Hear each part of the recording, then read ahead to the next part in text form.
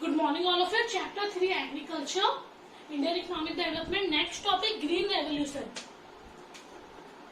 सबने पढ़ा होगा ये 9th और 10th में, और मैंने भी स्टार्टिंग के चैप्टर में, फर्स्ट चैप्टर में, थर्ड चैप्टर में इसके बारे में बताया ग्रीन रेवोल्यूशन। तो ग्रीन रेवोल्यूशन क्या होता है? अचानक से हमारी जो क्रॉप प्रोडक्टिविटी है वो कई गुना ज्यादा बढ़ गई है high yielding variety of seeds के यूज करने के कारण या मॉडर्न टेक्निक्स के यूज के कारण। तो ग्रीन रेवोल्यूशन मतलब क्रॉप की प्रोडक्शन बहुत तेजी से बढ़ना। तो यहाँ पे ग्रीन मतलब ग्रीन क्या होती है? क्रॉप्स होती है। तो यहाँ पे क्या हुआ? क्रॉप्स में जो रेवोल्यूशन आया उसी को हमने क्या कहा? Green revolution.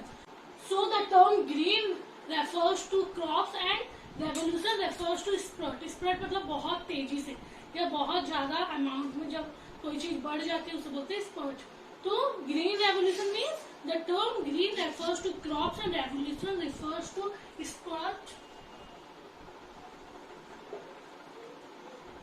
and revolution refers to spurt. Together these terms imply a spurt in crop productivity. Spurt मतलब बहुत तेजी से। So green revolution means a spurt in crop productivity. Crop productivity या क्रॉप का प्रोडक्शन एकदम से बहुत तेजी से बढ़ जाना, उसी को हमने क्या कहा था? Green revolution. तो green means crops and revolution means spread, और आप बोल सकते हैं increase in crop productivity. So spread in crop productivity is known as green revolution. It started happening in India in the year 1967-68। और सबसे पहले green revolution कौन से ईयर में आया था? 1967-68। यहाँ ये स्टार्ट हो गया था 1967 और 68 में। In the year 1967-68 itself, food grain production increased by nearly 25%। और 67-68 में जब ग्रीन रेवोल्यूशन आया तो पिछला जितना भी फूड ग्रेन चल रहा था वो कितना बढ़ गया? 25%। इतना हमारा क्रॉप का प्रोडक्शन क्या हो गया था? बढ़ गया था। India became self sufficient in the production of food grain. और अब इंडिया क्या होगी? फूड ग्रेन में सेल्फ सफिशिएंट होगी। मतलब ग्रीन रेवोल्यूशन के आने के कारण क्रॉप प्रोडक्शन इतना बढ़ गया, आप देख सकते हैं 25% क्रॉप प्रोडक्शन बढ़ गया। तो इंडिया क्या हो गई थी? सेल्फ सफिशिएंट हो गई थी क्रॉप प्रोडक्शन में। इंडिया क्या हो गई थी? सेल्फ सफिशिएंट मतलब उसे दूसरी कंट्रीज के ऊपर डिपेंड नहीं रहना पड़ता था फूड ग्रेन्स के लिए। क्लियर?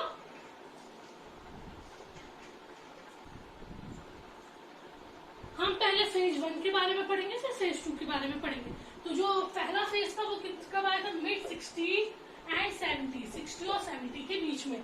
जो पहला फेज था उसमें किस पर सबसे ज्यादा ध्यान दिया गया था? सिर्फ दो क्रॉप्स के बारे में, या दो क्रॉप्स पे सबसे ज्यादा ध्यान दिया गया था, व्हीट एंड राइस।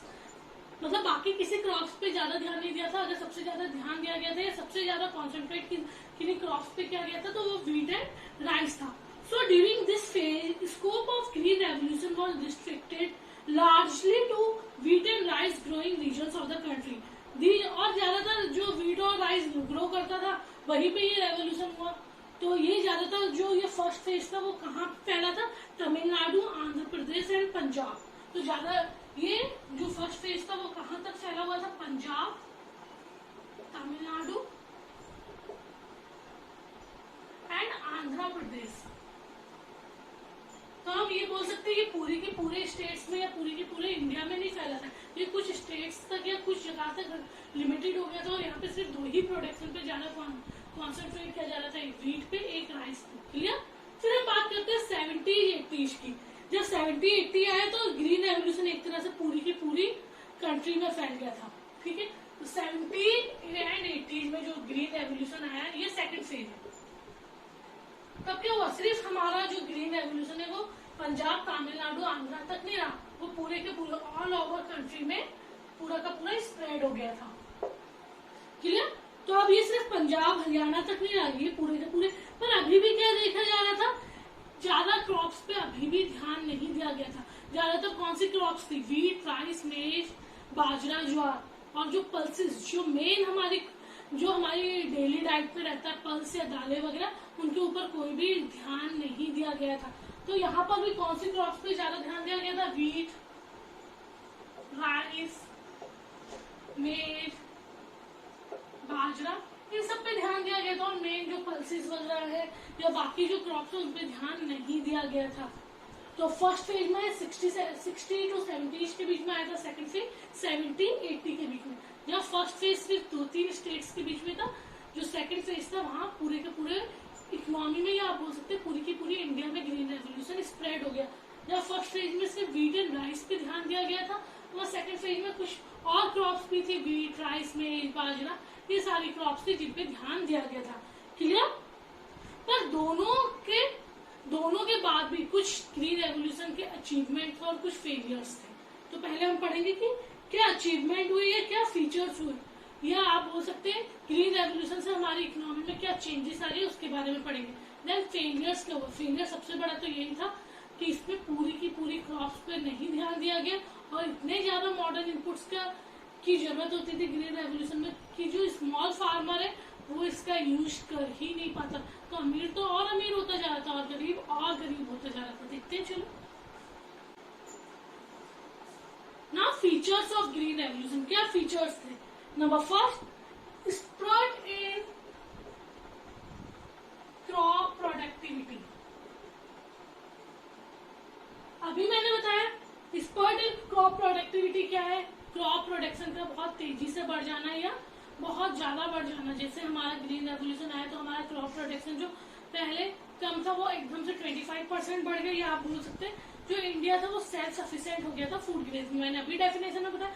तो spread in crop productivity means जो आपकी productivity per hectare of land थी, जो आपका output per hectare of land था वो एकदम से आप बोल सकते हैं कि जो आपका वीट है उसका प्रोडक्शन अगर हम बात करें 1951 में, अगर हम 1951 की बात करें वीट के प्रोडक्शन की, तो वो कितना था 660 kg, जो बढ़ के 2015 या 16-17 में कितना हो गया 3216 kg।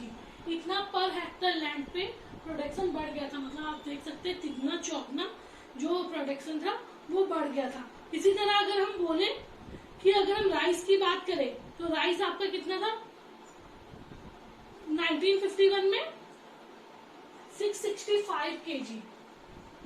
राइस कितना था 665 kg पर हेक्टर लैंड पे 1951 में राइस इतना प्रोड्यूस होता था, जो 2016-17 में कितना हो गया 2250 kg per hectare of land. ये सब पर हेक्टर है, एक हेक्टर लैंड पे कितना राइस उगा रहे थे। तो 1951 में कितना उगा रहे थे 665 kg, जो 2016-17 में कितना होगा 2250 kg। तो राइस का प्रोडक्शन भी आप देख सकते हैं दुगना तिगुना बढ़ गया था। उसी तरह अगर हम मेज की बात करें, मेज जो था वो कितना था हमारा 1951 में 704 kg। 704 kg हम 1951 में राइस को प्रोड्यूस कर रहे थे, जो बढ़ के कितना हो गया था 2664 kg 2016-17 में। लास्ट प्लान, ये फर्स्ट प्लान है और ये लास्ट प्लान है। ऊपर वाले डेटा जो है वो फर्स्ट प्लान के और नीचे वाली जो मैं स्टेटमेंट बता रही हूँ वो लास्ट प्लान है। तो आप देख सकते हैं चाहे वीट की बात करें, चाहे राइस की बात करें, चाहे मेज की बात करें, सबका प्रोडक्शन आप देख सकते हैं तिगुना या 3 टाइम्स या 4 टाइम बढ़ गया। तो सबसे पहला पॉइंट फीचर्स कहते हैं spread in crop productivity. Crop production बहुत तेजी से बढ़ा। जहाँ राइस फर्स्ट प्लान में 660 के जहाँ वीट फर्स्ट प्लान में 660 kg था वो बढ़कर अब कितना हो गया था 12th प्लान में 3216 kg per hectare of land. वहीं राइस की बात करें 665 kg था, वही राइस लास्ट प्लान में कितना हो गया था 2250 kg per hectare of land. और अगर हम मेज की बात करें, मेज जो हमारा 704 kg था फर्स्ट प्लान में वो बढ़ के कितना हो गया 2664 kg in last plan. Clear? Number second, substantial rise in acreage. जो एक्रेज मतलब होता है एरिया अंडर कल्टीवेशन, कितने एरिया में हम कल्टीवेशन कर रहे हैं, एरिया अंडर कल्टीवेशन। तो सब्सटेंशियल इंक्रीज इन जो हमारा एरिया था कल्टीवेशन का वो भी क्या हो गया था बढ़ गया था।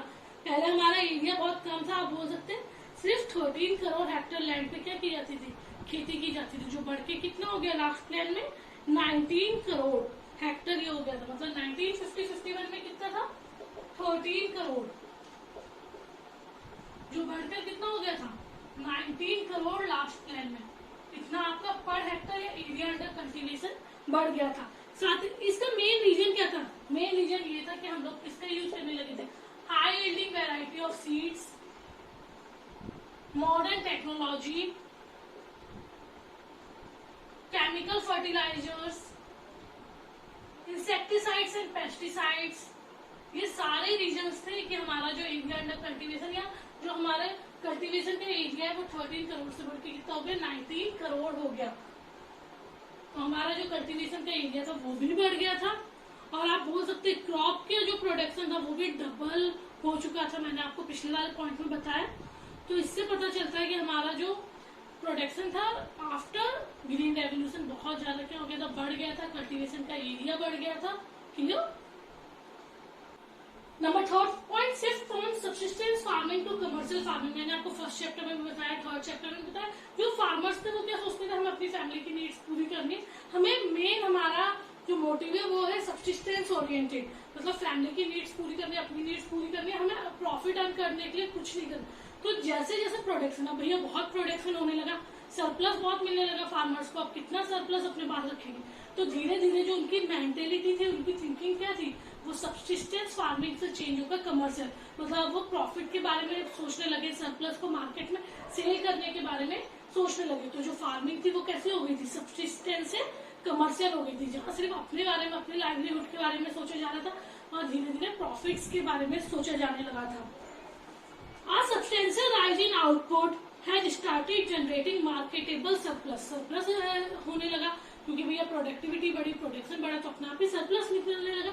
This has prompted to farmers to gradually shift from subsistence farming to commercial farming. This is a sign of growth and development. जब प्रोडक्टिविटी बढ़ी, जब use of high yielding variety of seeds and modern technology, so productivity increases. Productivity जब बढ़ी, या आप बोल सकते हैं सरप्लस निकल कर आने लगा, बहुत ज्यादा सरप्लस आने लगा, तो धीरे धीरे जो फार्मर था वो क्या सोचने लगा कि अब हमें अपनी फसल सेल करनी चाहिए। जो फार्मिंग थी वो सब्सिस्टेंस से चेंज होकर कमर्शियल हो गई थी। अब लोग किसके बारे में, या फार्मर्स किसके बारे में सोचने लगे थे, टू अर्न प्रॉफिट्स। और ये किसका साइन है, ग्रोथ एंड डेवलपमेंट का, क्योंकि कंट्री को जितना प्रॉफिट होगा उतना ज्यादा कंट्री का ग्रोथ एंड डेवलपमेंट होगा। Clear? Number 4, change in farmers outlook. Third point जैसे फार्मर की मेंटेलिटी में चेंज हुआ, फार्मर्स के आउटलुक में चेंज हुआ, और जो फार्मर ये सोचता था कि हमें सिर्फ सब्सिस्टेंस फार्मिंग करनी है, हमें सिर्फ अपने बारे में सोचना, वो धीरे धीरे क्या करने लगा, कमर्शियल फार्मिंग करने लगा। तो फार्मर्स का आउटलुक में चेंजेस हुआ, तो सब्सिस्टेंस फार्मिंग, जो फार्मिंग हो, जो वो सब्सिस्टेंस ओरिएंटेड फार्मिंग करता था, वो धीरे धीरे किसमें कन्वर्ट हो गई, कमर्शियल में। वो किसके बारे में सोचने लगा था, रिस्क लेने के बारे में सोचने लगा था और प्रॉफिट्स के बारे में सोचने लगा था। तो फार्मर्स का आउटलुक है, फार्मर्स की मेंटेलिटी में भी चेंजेस आए। नंबर 5, सेल्फ सफिशिएंसी इन फूड ग्रेन्स। सेल्फ सफिशिएंसी इन फूड ग्रेन्स, मैंने पहले भी आपको बताया था कि इंडिया ने जितनी ग्रीन रेवोल्यूशन के कारण क्या हुआ, इंडिया सेल्फ सफिशिएंट हो गई थी फूड ग्रेन्स में। अचानक से फूड ग्रेन्स का प्रोडक्शन 25% बढ़ गया था, तो इंडिया सेल्फ सफिशिएंट हो गई थी। तो ये भी एक फीचर है कि India has become self sufficient in food grains. Increase in crop production has been too substantial that India has started maintaining buffer stocks of food grain. अब इंडिया ने क्या रखना शुरू कर दिया था, बफर स्टॉक। जो फूड ग्रेन्स थे पहले बचते ही नहीं थे, और अब क्या हो गया, बफर स्टॉक की जो पेंडेमिक है, आप बोल सकते हैं, जो आपकी ये नेचुरल डिजास्टर्स वगैरह की कंडीशन होगी तब ये बफर स्टॉक यूज किए जाए। तो इंडिया क्या हो चुकी थी, सेल्फ सफिशिएंट हो चुकी थी फूड ग्रेन में due to green revolution. Clear? Next topic, limitations of green revolution. इतने सारे फीचर्स, इतने सारे अचीवमेंट के बाद भी ग्रीन रेवोल्यूशन के लिमिटेशंस थे या डिसएडवांटेजेस थे। नंबर 1 डिसएडवांटेजेस क्या था, लिमिटेड क्रॉप, सारी क्रॉप्स पे ध्यान नहीं दिया गया, सिर्फ कुछ क्रॉप्स पे। जो पहला ग्रीन रेवोल्यूशन हुआ था वहां पे व्हीट एंड राइस पे ध्यान दिया गया, जब दूसरा ग्रीन रेवोल्यूशन हुआ तो व्हीट, राइस, मेज, बाजरा, इन पे ध्यान दिया, मतलब सारी क्रॉप्स पे ध्यान दिया नहीं गया। तो लिमिटेड क्रॉप, आप बोल सकते हैं कि नॉर्मली जो पल्सेस वगैरह हैं, या फिर आप बोल सकते हैं जूट, कॉटन, जिससे कंट्री का ज्यादा ग्रोथ एंड डेवलपमेंट होता है, उन क्रॉप्स पे कोई ध्यान नहीं दिया गया था। तो यहाँ पे लिमिटेड क्रॉप्स थी, क्रॉप्स में ज्यादा था व्हीट, राइस, मेज, बाजरा, यही सब पे ध्यान दिया जा रहा था। और कोई ध्यान नहीं दिया गया था, या सिमिलर प्रोडक्शन नहीं हुआ था। No similar production of pulses, jute, cotton, इन सबका कोई भी सिमिलर प्रोडक्शन, या हम बोल सकते हैं कि बराबरी में, या सारी क्रॉप्स का ग्रोथ नहीं हुआ था। ग्रीन रेवोल्यूशन में कुछ लिमिटेड क्रॉप्स थे जिनका ग्रोथ एंड डेवलपमेंट हुआ था। Clear? Number second, uneven spread. Uneven spread मतलब कुछ स्टेट्स में तो ग्रीन रेवोल्यूशन बहुत फैल गया, और कुछ स्टेट्स जैसे बिहार, ये उड़ीसा, इन सारे स्टेट्स में ग्रीन रेवोल्यूशन बिल्कुल आए नहीं। क्यों? क्योंकि यहाँ के फार्मर्स नॉर्मली गरीब थे, और जो गरीब फार्मर्स थे, ग्रीन रेवोल्यूशन के लिए मॉडर्न इनपुट्स की जरूरत होती थी, हाई वैरायटी ऑफ सीड्स की, जो बहुत कॉस्टली होते थे। तो ग्रीन रेवोल्यूशन के कारण यहाँ पे आप बोल सकते हैं अनइवन स्प्रेड रहा, या हर जगह ग्रीन रेवोल्यूशन नहीं पहुंच पाया। The spread of green revolution has not been uniform across all regions. In states like Punjab, Haryana, Maharashtra, Tamil Nadu, it made a remarkable impact. मतलब बहुत ज्यादा इम्पैक्ट पड़ा। कहाँ इम्पैक्ट पड़ा? पंजाब, हरियाणा, तमिलनाडु, आंध्र प्रदेश, यहाँ पे बहुत ज्यादा इम्पैक्ट पड़ा, या बहुत ज्यादा प्रोडक्शन पड़ा। मतलब हम दूसरी जगह देख रहे हैं, बिहार, यूपी, मध्य प्रदेश, ओडिशा, यहाँ पे कोई इम्पैक्ट नहीं पड़ा। या आप बोल सकते हैं एक तरह से कंपेयर किया जाए तो ग्रीन रेवोल्यूशन बिल्कुल भी यहाँ पे पड़ा ही नहीं, या फिर आप बोल सकते प्रोडक्शन जो जितना यहाँ बढ़ा, वहाँ ना मध्य प्रदेश में बढ़ा, ना यूपी में बढ़ा, और ना ही बिहार में बढ़ा। तो पंजाब, हरियाणा, तमिलनाडु एंड आंध्रा में तो ग्रीन रेवोल्यूशन बहुत था, और बिहार, एमपी, यूपी, यहाँ पे ग्रीन रेवोल्यूशन बहुत कम था, या ना के बराबर ही था। Clear? Number third, limited farming population.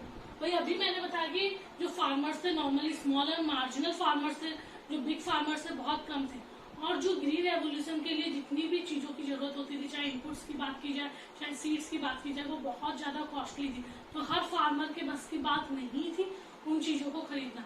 तो ये जो ग्रीन रेवोल्यूशन था बहुत लिमिटेड फार्मिंग के बीच में, आप बोल सकते हैं बहुत लिमिटेड फार्मर्स तक ही रहा। The bulk of farming population in India consist of small and marginal farmers. जो फार्मर्स थे वो ज्यादातर कैसे थे? स्मॉल एंड मार्जिनल, जिनके पास ज्यादा पैसा नहीं होता था, और ज्यादातर वो इंस्टीट्यूशनल और नॉन इंस्टीट्यूशनल सोर्सेज पे डिपेंड रहते थे लोन्स के लिए। The gains of green revolution have eluded these farmers, और इन फार्मर्स को ग्रीन रेवोल्यूशन का कोई फायदा नहीं हुआ, क्योंकि high variety of seeds technology requires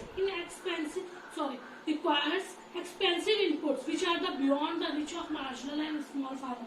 जो हाई वैरायटी ऑफ सीड्स हुए या मॉडर्न इनपुट्स हुए, ये सारी चीजें बहुत ज्यादा एक्सपेंसिव थी, जो स्मॉल एंड मार्जिनल फार्मर के बस की बात नहीं थी, या बस के बाहर थी, बियॉन्ड द, या आप बोल सकते beyond the reach of small and marginal farmers. Clear? अब भाई कुछ लोगों में ग्रीन रेवोल्यूशन या कुछ फार्मर्स ने तो यूज किया जो लार्ज थे, और कुछ जो स्मॉल एंड मार्जिनल थे उन्होंने इस ग्रीन रेवोल्यूशन का यूज ही नहीं कर पाया। इससे क्या हुआ? Number 4, economic divide. जो इकोनॉमी थी वो डिवाइड हो गई दो पार्ट्स में। एक वो पार्ट था जो हैव्स वाला था, जो लार्ज फार्मर्स का था, जिनके पास सब कुछ था, और दूसरा वो था जो हैव नॉट्स, जो आपके स्मॉल एंड मार्जिनल फार्मर थे जिनके पास कुछ नहीं था। तो इकोनॉमी क्या हो गई थी? दो पार्ट्स में डिवाइड हो गई थी, हैव एंड हैव नॉट्स। मतलब एक फार्मर्स वो थे जिन्होंने ग्रीन रेवोल्यूशन का खूब फायदा उठाया, और जितने रिच थे और रिच हो गए। और जो स्मॉल एंड मार्जिनल फार्मर्स की बात करें, वो गरीब थे, उन्होंने ये चीजें नहीं खरीद पाई, handling variety of seeds and modern input, तो वो गरीब का गरीब रह गया। तो इकोनॉमी दो पार्ट्स में डिवाइड हो गई थी, हैव वाले, हैव नॉट्स वाले। क्लियर? तो ये थे लिमिटेशंस ऑफ ग्रीन रेवोल्यूशन। सबसे पहले लिमिटेड क्रॉप्स बहुत लिमिटेड थी, हर क्रॉप्स के बारे में ध्यान नहीं दिया गया। दूसरा अनइवन स्प्रेड, हर जगह ग्रीन रेवोल्यूशन नहीं फैला, पंजाब हरियाणा वगैरह में तो फैला, पर दूसरी जगह बिहार वगैरह या उड़ीसा वगैरह की बात करें वहाँ ग्रीन रेवोल्यूशन नहीं था। Number 3, limited farming population. Large farmers तो ग्रीन रेवोल्यूशन में हैंडलिंग वैरायटी ऑफ सीड्स से मॉडर्न इनपुट्स वगैरह खरीद लेता था, क्योंकि उनके पास पैसा होता था, एक्सपेंसिव टेक्निक्स भी वो खरीद सकता था। पर स्मॉल एंड मार्जिनल फार्मर्स क्या थे? वो इन सब चीजों को नहीं खरीद पाए। तो जो फार्मिंग पॉपुलेशन थी ग्रीन रेवोल्यूशन को यूज करने वाली बहुत लिमिटेड थी। इकोनॉमिक डिवाइड, जो इकोनॉमी थी वो दो पार्ट्स में डिवाइड हो गई थी, हैव एंड हैव नॉट। एक वो जिनके पास सब कुछ था, और एक वो जिनके पास कुछ भी नहीं था, like small and marginal farmer. Clear? Last topic, does India need another revolution? क्या इंडिया को एक और रेवोल्यूशन की जरूरत है? हाँ भाई जरूरत है।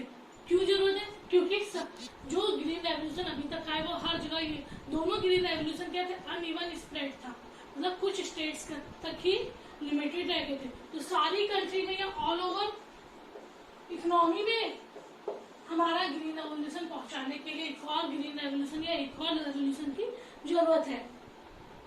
नंबर सेकंड, सारी क्रॉप्स पे ध्यान दिया जाए। जहाँ लिमिटेड क्रॉप्स थी वहाँ पल्स वगैरह या जूट कॉटन पे नहीं ध्यान दिया गया था, तो लिमिटेड क्रॉप्स ना रहे, इसलिए भी हमें ग्रीन रेवोल्यूशन की जरूरत थी। और हमारा जो प्रोडक्टिविटी का स्टैंडर्ड है, स्टैंडर्ड ऑफ प्रोडक्टिविटी बहुत ज्यादा लो है as compare to other country. Standard of productivity is very low as compare to other country. इसलिए भी हमें ग्रीन रेवोल्यूशन चाहिए था, क्योंकि हमारा स्टैंडर्ड, अगर हम दूसरी कंट्रीज के बारे में देखें तो हमारा स्टैंडर्ड क्या है, बहुत ज्यादा लो है प्रोडक्टिविटी के मामले में या per hectare output per hectare of land के मामले में। इसलिए भी हमें ग्रीन रेवोल्यूशन चाहिए। और आज भी हम क्या देखते हैं कि जो फार्मर्स है आज भी किससे, वेदर पे डिपेंड है। आज भी बहुत जगह इरिगेशनल फैसिलिटीज या मॉडर्न इनपुट्स वगैरह का यूज नहीं किया जा रहा। तो इसलिए भी क्या चाहिए, एक ग्रीन रेवोल्यूशन चाहिए, क्योंकि इंडिया अभी भी क्या कर रहा है, अनसर्टेनिटी ऑफ वेदर पे डिपेंड है। फार्मर्स अभी भी किस पे डिपेंड है, अनसर्टेनिटीज ऑफ वेदर पे डिपेंड है। तो इसलिए भी ग्रीन रेवोल्यूशन चाहिए। तो ये कुछ पॉइंट्स है कि हमें दूसरा ग्रीन रेवोल्यूशन या तीसरा ग्रीन रेवोल्यूशन चाहिए। हाँ चाहिए, क्योंकि जो पुराना ग्रीन रेवोल्यूशन था वो हर जगह स्प्रेड नहीं था, लिमिटेड क्रॉप्स थी, प्रोडक्टिविटी हमारी बहुत ज्यादा low as compare to other country. तो प्रोडक्टिविटी बढ़ाने के लिए भी ग्रीन रेवोल्यूशन चाहिए। सिर्फ लार्ज फार्मर को बेनिफिट ना मिले, स्मॉल एंड मार्जिनल फार्मर्स को भी मिले, इसलिए भी ग्रीन रेवोल्यूशन चाहिए। और हम लोग आज भी, हमारे फार्मर्स आज भी किस पे डिपेंड, वेदर पे डिपेंड है। तो ऐसी कुछ पॉलिसीज बनाए कि वो वेदर पे डिपेंड ना रहे, रेनफॉल पे डिपेंड ना रहे। तो इन सब कारणों के कारण हमें क्या चाहिए, एक और ग्रीन रेवोल्यूशन या एक और रेवोल्यूशन चाहिए। Clear? Chapter complete. Thank you.